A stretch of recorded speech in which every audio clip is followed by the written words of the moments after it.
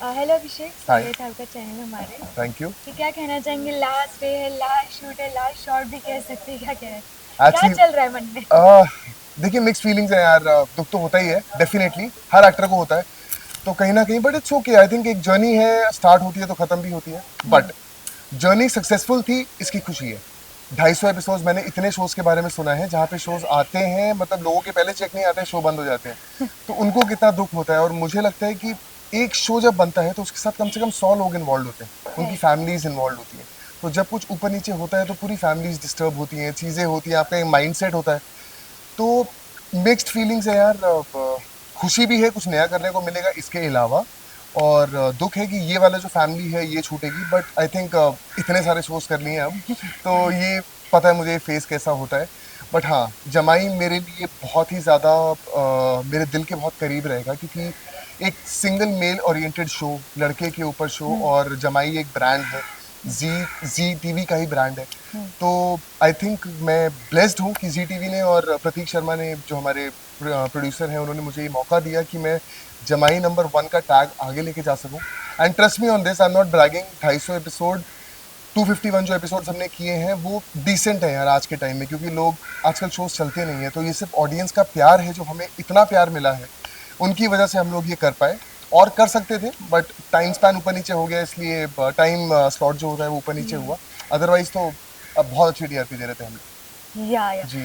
फिर जैसे अपने टाइम स्पेम का, तो क्या लगता है अभिषेक, वो स्लॉट चेंज होने की वजह से शो ऑफ हो जा रहा है, या फिर चांसेस थे अगर स्लॉट सेम स्लॉट होता तो देखिए, चलता? मुझे पर्सनली फील होता है कि अगर हम लोग 11 बजे ही रहते, तो जैसे कि अभी मैं किसी शो के बारे में बोल नहीं रहा, लेकिन अभी जो शो हमारे 11 बजे के स्लॉट पर आया है वो है आपका जागृति। या जागृति 11 बजे आया। अब हमने जब वो स्लॉट छोड़ा था, दैट वाज 1.1। क्या? जागृति आया तो 0.9, फिर 0.7। अब मैं ये नहीं कह रहा कि जागृति अच्छा शो नहीं है। जागृति 1.2 की टीआरपी दे रहा था अपने स्लॉट पे। तो कुछ स्लॉट्स लोगों का माइंडसेट हो जाता है कि चल भाई 10:30 बजे ये देखना है तो 11 बजे जमाई आएगा वो देखेंगे। अब सडनली वो चीज़ नहीं मिलती उनको, क्योंकि हर शो की एक अलग अलग ऑडियंस होती है। या तो कहीं ना कहीं मुझे लगता है कि अचानक से टाइम, और इस शो के साथ बहुत बार हुआ है, 3 से 4 बार टाइम स्लॉट्स ऊपर नीचे हुए हैं। प्राइम स्लॉट कभी इस शो को मिला नहीं। बट अगर ये टीआरपी की बात करें तो हम अगर प्राइम स्लॉट्स को भी टक्कर दे रहे हैं टीआरपी के नाम पर, रात के 11 बजे भी जो प्राइम स्लॉट नहीं है, तो आई थिंक शो डेफिनेटली अच्छा है। और लोगों ने इतना पसंद किया तभी नंबर्स आ रहे हैं। बट हाँ, अब जो कॉल लिया है चैनल ने उस पर हमारा कोई से नहीं है यार। वो तो जो बोलते हैं हम लोग वही करते हैं। बट हाँ, ऑडियंस को मैं ये कहूँगा कि बिल्कुल परेशान मत होइए। आई नो आप लोग डिस्टर्ब्ड हैं कि शो जा रहा है और इस अचानक से अब्रप्टली बंद हुआ।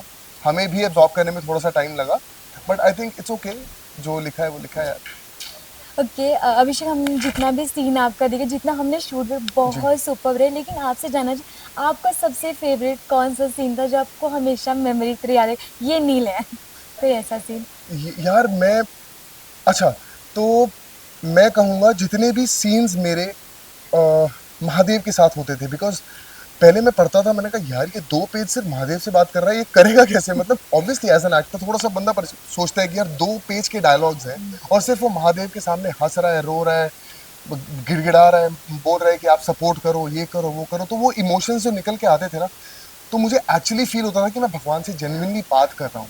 इसीलिए मैं इस शो से महादेव से पहले भी मैं उनको फॉलो करता हूँ। जैसे आप देख सकते हैं, I have a tattoo also because I believe in him.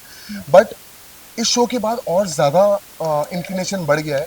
और मैं पूरी कोशिश करूंगा, मैं त्र्यंबकेश्वर होकर आ चुका हूँ एक बार, बट अभी टाइम है तो मैं एक चक्कर और लगाऊंगा जब बुलावा आएगा। बट जितने सीन्स महादेव के साथ थे वो वाले सीन्स, एंड कंचन चोटवानी के साथ जितने सारे सीन थे, सासू माँ को कैसे भूल सकता हूँ मैं। तो I will miss her definitely, because देखिए मुझे लगता है कि अगर हीरो में दम है वो हाँ। तभी दिखेगा अगर विलन में दम होगा। तो कंचन मैम के साथ काम करना, उनसे बहुत कुछ सीखा, हमसे इतनी एक्सपीरियंसड है। बट हाँ, she also loves me a lot, बिल्कुल मेरी माँ की तरह है। और जो हम शो में करते हैं उसके कम्प्लीटली ऑपोजिट है। बहुत प्यार करती है वो मेरे को, जब तक मेरे से मिलती नहीं उनका दिन नहीं निकलता। तो ये सब चीज़ें मैं मिस करूँगा। बट नील और कंचन, दो जो स्ट्रॉन्ग पिलर्स थे शो के, I think audience love the chemistry between Neel and Kanchan. Okay Abhishek, आपने जब स्क्रिप्ट पढ़ा था तो जैसे जैसे लिखा था, क्या आपने वो सारे स्ले कर लिए कैरेक्टर में, या कुछ बाकी रह गया है? देखिए, मेरी पर्सनल लाइफ की बात करें, नहीं, शो की। इस शो की, नील को बहुत कुछ करने को मिला यार इस शो में। मतलब ये एक इकलौता शो है, मैंने इतने सारे शोज किए, लेकिन अगर नील की बात करें तो इसकी जर्नी अलग ही रही है। पंडित है, अचानक से एक लड़की मिल जाती है, बहुत अमीर है, प्यार होने लगता है, पैसे के लिए नहीं, लेकिन किसी बदले के मोटिव से वो घर जमाई बनता है, क्योंकि जो हीरोइन है उसकी माँ जो है कंचन चोटवानी घर जला देती है, तो मैं बदला लेने के लिए घर जमाई बनता हूँ।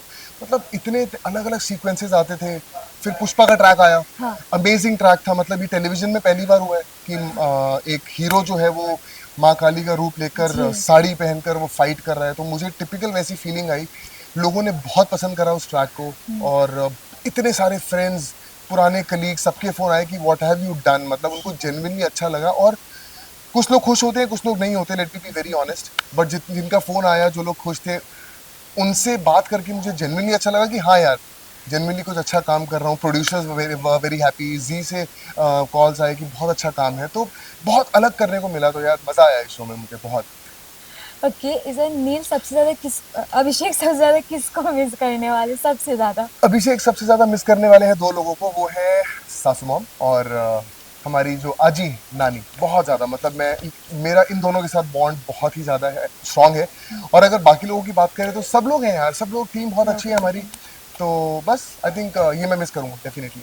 ओके सर, अभिषेक हम आपसे जाने, जैसे शो बंद होने की खबरें आती तो कुछ ना कुछ ऑफर हो जाता, तो अभी तक आपको कुछ ऑफर हुआ है? मैम 2-3 कॉल्स डेफिनेटली आए हैं, बट अभी आप जानते हैं कि गणपति का टाइम है, या नए शोज इतने लॉन्च नहीं होते हैं, और सब लोग बप्पा के वेलकम में बिजी होते हैं।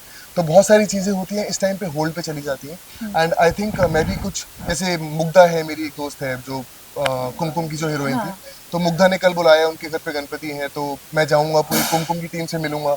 यही टाइम होता है जब आप अपने फ्रेंड्स से मिलते हो, बप्पा का आशीर्वाद लेते हो, और पुराने जो शूट में मस्ती करते हैं वो सब याद करते हो।